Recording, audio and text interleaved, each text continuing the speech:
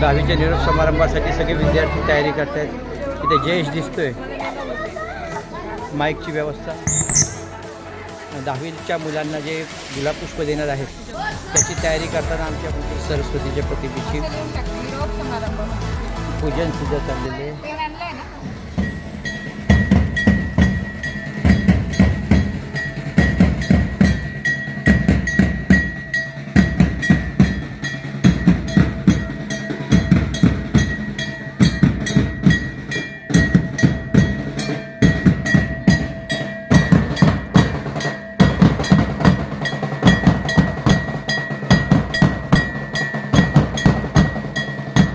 शाळेची निरोप समारंभाची सगळी तयारी झाली. सगळे विद्यार्थी आमचे हात करतायत आणि सगळे विद्यार्थी हात करतात आनंदामध्ये. सगळे विद्यार्थी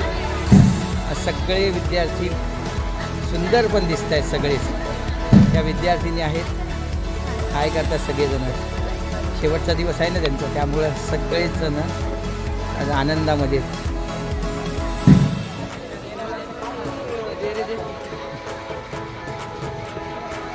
आणि ह्या बाजू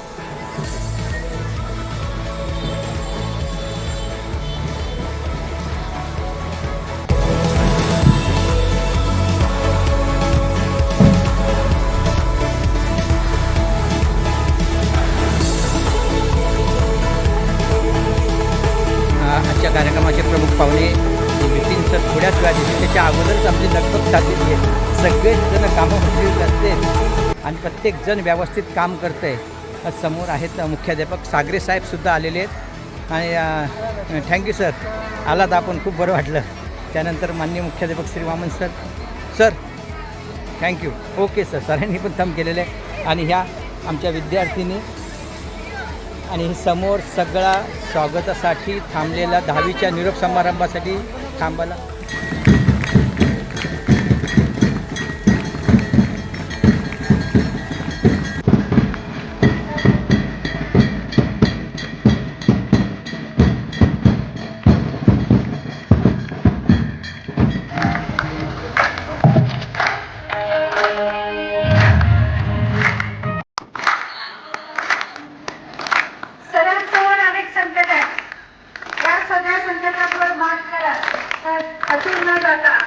त्यांनी मार्ग काढत पुढे प्रवास त्यांचा चालू ठेवलेला आहे. आणि अतिशय गाणं त्यांच्या जीवनाला शोभेल असं हे गाणं आहे, म्हणून हाच त्या गाण्याचं आयोजन आपण आज सरांसाठी केलेलं आहे. संकटांवर मात करा. कोठे ग्रुप ऑफ ट्युटोरियल्स असेल, कॅप्रिया इंटरनॅशनल स्कूल असेल, हा एवढा सर्व सरांनी उभारलेला आहे. आणि अतिशय खूप मोठं हे काम आहे.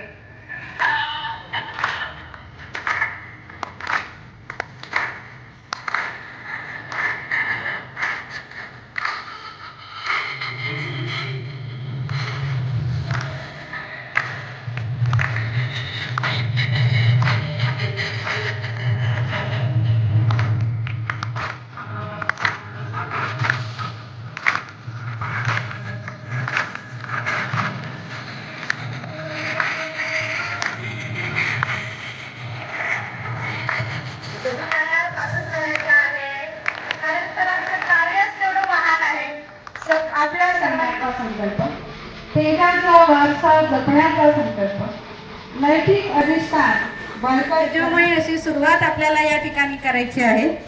बघा 10वीचा निरोप समारंभ त्यांच्याकडनं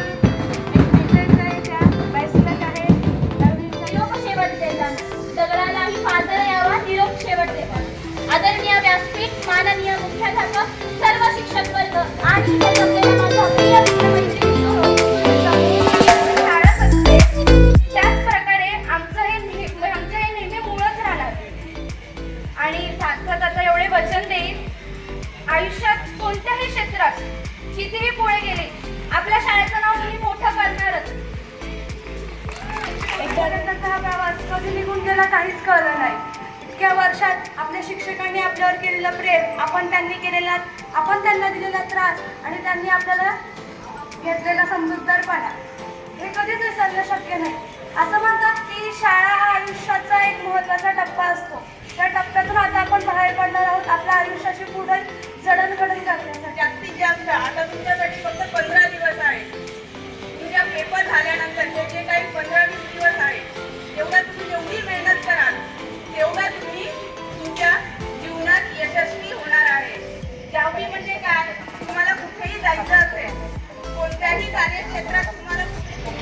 सर, वामन सर, सर्व माझे शिक्षक वृंद आणि माझ्या प्रिय विद्यार्थी मित्रांनो, तुम्ही आता सगळ्यांनी सगळी गोष्टी सांगितली. आम्ही हे केलं, आम्ही ते केलं. ते म्हणतात ना की अशी पाखरे ती स्मृती ठेवून जाते, तसं झालंय तुमचं. शाळा ही या वनरहामी शिका, हसा आणि खेळा या तिन्ही आई बाबांचं इच्छा, त्यांची मेहनत जी आहे ना, ती मेहनत सत्कारणी लावा. पण तुम्हाला टेन्शन नाहीये रे, तुम्हाला बिलकुल टेन्शन नाहीये. ज्यावेळी तुम्हाला चांगले मार्क मिळतील त्यावेळी तुमचे आई बाबा तुम्हाला, आई बाबांची मान अशी ताट होते. स्वाभिमान एवढं वाटतं ना, खूप माझ्या मुलाने असं केलं. त्यांची मान खाली घालायला लागेल असं कोणतंही काम करू नका. कोणालाच आपल्या माझा वर्ग तोच आहे, काय मी त्या सीटवर बसतील का. आता मला वाटतं परत सगळी सिस्टीम बदललेली आहे गाडीची, हे लक्षात घ्या. म्हणजे आपले सगळेच विद्यार्थी एकाच ठिकाणी येणार नाही. पूर्वी जशी सिस्टीम होती की 10 मुली एकाच ठिकाणी येत होते, आता तसं होणार नाही. एका ठिकाणी फक्त 2 ते 3च मुलं येणार. सेंटर बदललेले, सिस्टीम बदललेली, याची देखील जाणीव तुम्हाला मी करून देतो. आपलं हॉल तिकीट त्याच्यावर मुख्याध्यापक काय म्हणतात सातपुते सर वर्ग? शून्य आवाज. शून्याची किंमत असते, म्हणजे शून्य जेव्हा नुसता असतो ना त्याची किंमत नसते, पण शून्य कोणाच्या मागे उभं राहतो तेव्हा त्याची किंमत वाढते. त्याच्यामुळे मला असं वाटतं सातपुते सर तुमच्या मागे उभे राहिला, तुमची किंमत या शाळेमध्ये निश्चित वाढलेली असेल. तुम्हाला लागलेले सगळे शिक्षक, म्हणजे मी मगालपासून चौधरी सर, सातपुते सर किंवा तुम्ही त्यांच्याविषयी काय म्हणतात हे जाणीवेने ऐकत होतो. आता सगळ्यात अगोदर आपल्या आयुष्यात मराठी माध्यमातून, मातृभाषेतल्या शिक्षणातून काय निर्माण होतं. म्हणजे तुम्ही जर अलेक्सा किती जणांना माहिती? अलेक्सा, अमेझॉनचा अलेक्सा डेव्हलप करणारा माणूस इंडियन आहे, मातृभाषेतून शिकलेला आहे. तर आपण मातृभाषेतून जर शिकलो असेल तर कोणीही सगळ्यात अगोदर एक लक्षात घ्यायचं की तुमच्या वैचारिक फाउंडेशन, म्हणजे आपण त्याला म्हणतो वैचारिक तुमचा जो पाय आहे तो इतका मजबूत झालेला असतो, तुमच्या पूर्ण आयुष्यभर कामाला येतो. सर्व शिक्षकांनी, सगळेच वास्तवरे मॅडम असतील, नवीन शिक्षक असतील, या सगळ्यांनी आपण नेहमी चांगले वक्ते आणले तुमच्या समोर आणि तुमचा वैचारिक पाया मजबूत केला. कारण सगळं शिकता येतं, पण 15-16 वर्षापर्यंत जो वैचारिक पाया मजबूत होतो ना, तो नंतर शिकता येत नाही. तो देण्याचा प्रयत्न ह्या शाळेने खूप आत्मीयतेने केला. 2-3 गोष्टींमध्ये एक महत्वाची गोष्ट सांगेन की सगळ्यात अगोदर टॉप, म्हणजे मी ज्या कंपनीत कामाला, ज्या बॉटलची साईज काय आहे, शेप काय, काही असलं त्यात काही भरलं गेलं तरी जे क्रीम आहे ते नेहमी टॉपला असतं. म्हणून तुमच्या आयुष्यामध्ये चांगल्या गोष्टी ज्या असतात ना त्या नेहमी उंचावर असतात आणि उंचावर जायला कॉम्पिटिशन नसतं. त्यामुळे आपण उंचावर जाण्यासाठी प्रयत्न केला पाहिजे. आपण शाळेत शिकलो, तू आणि मी एका आर्मीच्या ठिकाणी नोकरी केली, तू आणि मी सेम वयाच्या, तुझे आई वडील, माझे आई वडील सगळे सेम आहेत. हे सगळं सेम असताना माझं नशीब खराब, तुझं नशीब चांगलं आहे की तू आज एक कंपनी काढली आणि तिचा टर्नओव्हर मोठा झाला. तुझं नशीब खूप चांगलं आहे, माझं नशीब खराब. हे सांगत असताना त्यांनी सांगितलं की तू इकडे, मला तुला एक गोष्ट सांगायची की जेव्हा आपण कामाला होतो तेव्हा आपण एका ठिकाणी मेसला जायचो आणि त्या मेसहून आपण एका ठिकाणी आपलं छोटंसं ऑफिस होतं, दुर्गम भागात होतं. दोघंही आर्मीमध्ये क्लेरिकल जॉबला होते, ते सैनिक नव्हते. तर ते आपण जेव्हा एका ठिकाणून दुसऱ्या ठिकाणी जायचो त्याचं अंतर 5 किलोमीटर होतं. म्हणजे आपण इथून जिथे ऑफिसहून काम करायचो, जिथे आपली मेस होती तिथे जेवायला जायचो, ते 5 किलोमीटरचं अंतर होतं. एकदा संध्याकाळी आपण दोघंही निघालो, आपण जेवायला गेलो, 5 किलोमीटर आपल्याला चालत जायला लागायचं. गेल्यानंतर मी तुला म्हटलं की अरे आपल्या ऑफिसची लाईट आणि फॅन चालू राहिलाय, मला असं वाटतं आपण ते विसरलोय. तेव्हा तू असं उत्तर दिलं, जाऊन दे ना, काय फरक पडतो, आता काय 5 वाजता तर कुठे 5 किलोमीटर परत जाणार. 5 आपल्या काय जातंय, आपल्या बापाचं काय जातंय, आर्मीचं जातंय. आपल्या बापाचं काय जातंय, आर्मीचं जातंय. आणि तू झोपी गेलास, तर मी परत 5 किलोमीटर लांब गेलो, मी लाईट फॅन बंद केले आणि मग मी नंतर परत आलो 5 किलोमीटर, म्हणजे 10 किलोमीटर मी फक्त लाईट अँड फॅन बंद करायला गेलो. मी त्याही वेळी मालक होतो, तू त्याही वेळी नोकर होता आणि तू आत्ताही नोकर आहे. नोकर म्हणजे दुसरं काय नसून ऍटिट्यूड असो, ओन द थिंग्स. मी जे काम करतो त्या कामाची पूर्ण जबाबदारी घेणं त्याला मालक म्हणतात. म्हणजे मी जर एखादं काम करतो, मी माझ्या देशाची बसली असताना तुम्ही सगळ्या देशातली लोक इथे बसले, तुम्ही मला का सांगितलं, म्हटलं you look like an Indian.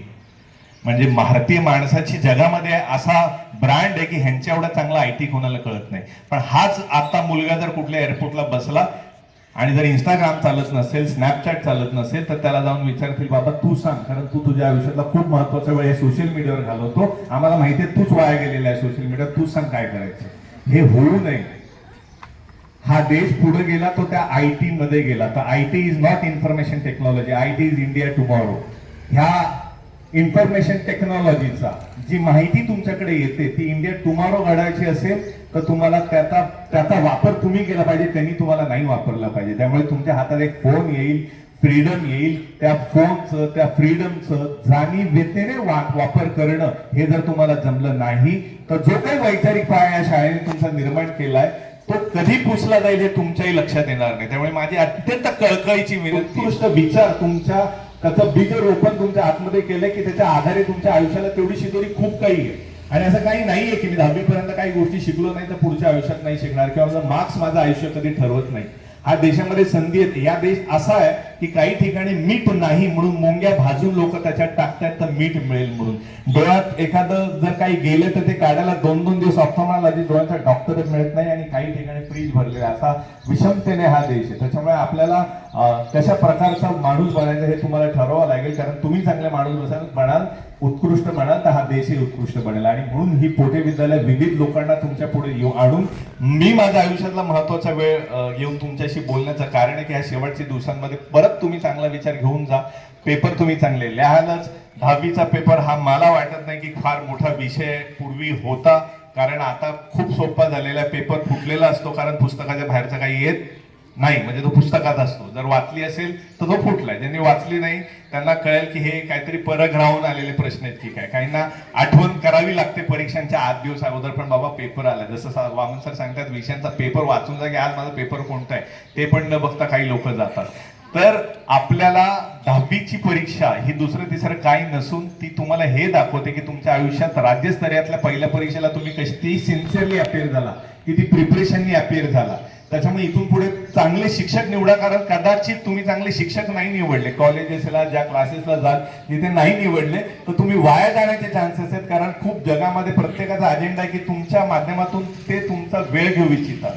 Mobile आपल्याला काय देतो तर मजा देतो, टाइमपास देतो, काय घेतो माहित नाही. माझ्या आयुष्यातला अमूल्य वेळ घेतो आणि तो वेळ मला घडवणारा असू शकतो. त्याच्यामुळे पोटे विद्यालयाच्या माध्यमातून संस्कारक्षम विद्यार्थी घडवणं, वैचारिक पायाचे विद्यार्थी घडवणं या दृष्टिकोनातून माझी सगळी टीम काम करते आणि उत्कृष्ट काम सगळेजण करतात, आहे त्या रिसोर्सेस मध्ये करतात. शाळा मराठी चालवणं हे सोपं नाही राहिलं राजांनो, कारण एडेड शाळा चालवणं शासनाचा दृष्टिकोन हा बदलत चाललेला आहे आणि त्या परिस्थितीत आहे त्या परिस्थितीमध्ये आपण खूप चांगल्या पद्धतीने शाळा बनवून जे काही करता येते ते करतो. जे विद्यार्थी म्हणून आपण या शाळेतून निघतील, मेक शुअर मातृभाषेतल्या शिक्षणाचा आयुष्यात न्यूनगंड बाळगू नका. पुढे जाण्यासाठी त्याचा एम्ब्रेस दॅट मातृभाषेचं शिक्षण, ज्याला आपण म्हणतो की माझ्या जखम असेल तरी मी ती मिरवणार, तसं त्याच्यातून न्यूनगंड नका बाळू, पण शिका.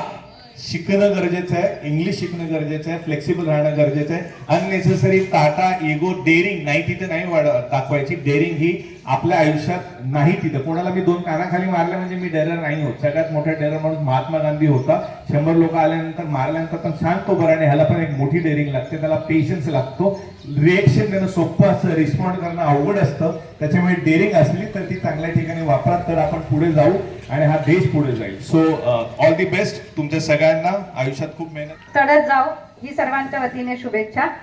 तुम्हाला पुढील वाटचालीसाठी खूप खूप शुभेच्छा.